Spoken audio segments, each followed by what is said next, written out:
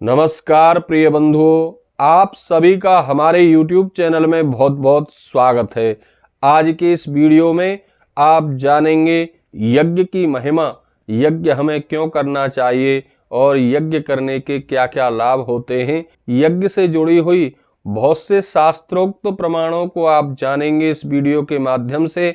Channel पर नए हैं, चैनल को सब्सक्राइब कर लें, बेल आइकन को प्रेस कर दें, जिससे कि हमारे चैनल पर आगे आने वाले सभी वीडियो का नोटिफिकेशन आपको प्राप्त होता रहे। हम आपके लिए प्रत्येक व्रत त्योहारों की जानकारी, व्रत कथाएं और भी अपने हिंदू धर्म से जुड़े हुए महत्वपूर्ण विषयों को वीडियो के माध्यम से आप तक पहुंचाते रहते हैं। वीडियो को लाइक कर दें और कमेंट में जय श्री कृष्ण अवश्य लिखें। तो चलिए प्रारंभ करते हैं आज के इस वीडियो को।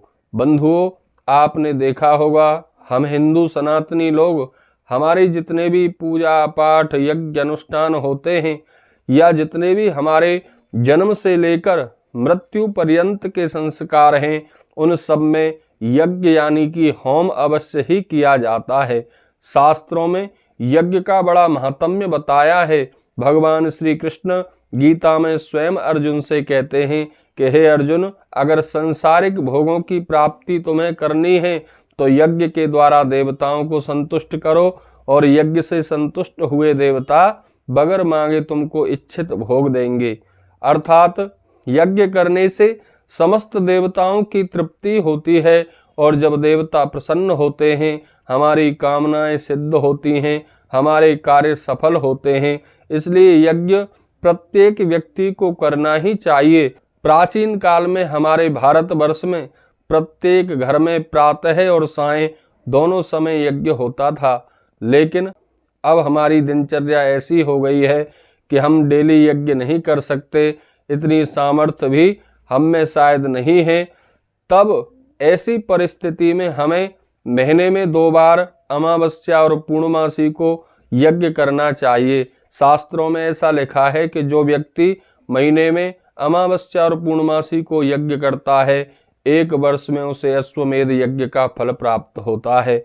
और यदि आप महीने में भी 2 दिन यज्ञ नहीं कर सकते हैं तो कम से कम विशेष पर्वों पर, विशेष त्योहारों पर, अपने बच्चों के जन्म दिवस पर, या जब भी आपका मन प्रसन्न हो और मन में भाव आए कि आज हम अपने घर में यज्ञ करें, तो आप स्वयं भी नाम मंत्रों के द्वारा अपने घर में छोटा सा यज्ञ कर सकते हैं। इसके बहुत सारे लाभ आपको प्राप्त होंगे। स्वास्थ्य के तौर पर, आध्यात्मिक तौर पर, मानसिक तौर पर अनगिनत लाभ यज्ञकर्ता को प्राप्त होते हैं यज्ञ करने से। बंधुओं, हमारे शास्त्रों में अग्नि के बारे में कहा है, मुखम यह सर्वदेवानाम हव्यवुक् कव्यवुक् तथा पितॄणाम च नमस्तस्मै विष्णवे पावक आत्मने। अर्थात अग्नि जो है वह सभी देवताओं का मुख है।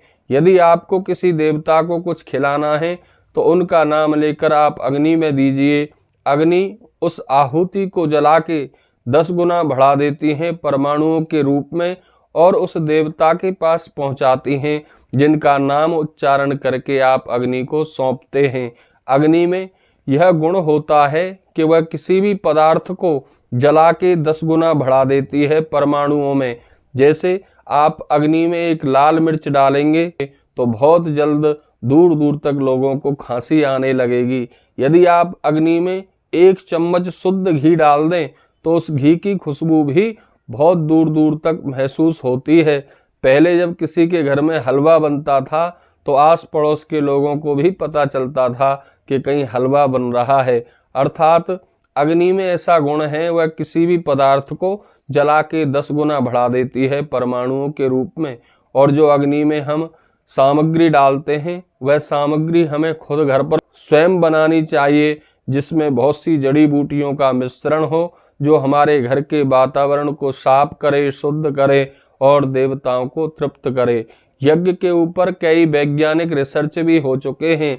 यज्ञ करने से, आम की लकड़ियों को जलाने से, गुड़ जलाने से, किशमिश जलाने से ऐसा धूम्र, ऐसी गैस उत्पन्न होती है जो हमारे वायुमंडल में रहने वाले बहुत से बैक्टीरिया, विषाणु जीवाणु रोगों के कीटाणुओं का विनाश कर देती है और वहाँ के वातावरण को शुद्ध बना देती है। इसलिए यज्ञ प्रत्येक व्यक्ति को करना ही चाहिए।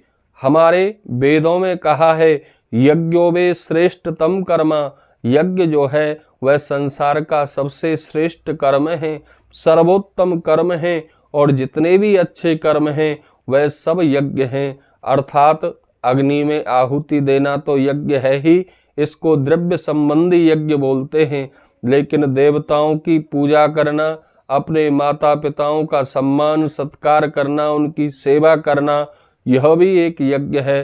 अतिथियों का सत्कार करना, गरीबों की मदद करना, असहाय की सहायता करना, यह सारे सत्कर्म भी यज्ञ हैं। इसलिए यज्ञ प्रत्येक व्यक्ति को करना ही चाहिए किसी ना किसी रूप में। और आप अपने घर में स्वयं देवताओं के नाम मंत्र उच्चारण करके भी अग्नि प्रज्वलित करके साल में 2-4 बारी यज्ञ स्वयं कर सकते हैं। अगर आपकी सामर्थ्य नहीं है किसी ब्राह्मण को बुला के थोड़ा ज़्यादा खर्चा करके यज्ञ करने की, तो आप बहुत छोटे रूप में कम खर्चा करके स्वयं भी यज्ञ कर सकते हैं नाम मंत्रों से। ओम श्री गणपतये नमः स्वाहा, ओम नमो भगवते वासुदेवाय नमः स्वाहा, ओम श्री दुर्गायै नमः स्वाहा आदि नाम मंत्रों से, गायत्री मंत्र से आप अपने घर में स्वयं यज्ञ कर सकते हैं। आप सभी श्रद्धालुओं से मेरी विनती है, आप यज्ञ करें और यज्ञ का लाभ प्राप्त करें। भगवान आपको सदा स्वस्थ रखे, प्रसन्न रखे और आपके घर में सदा सर्वदा लक्ष्मी का वास रहे। इसी मंगल कामना के साथ आप सभी को नमस्कार, प्रणाम, जय श्री कृष्ण।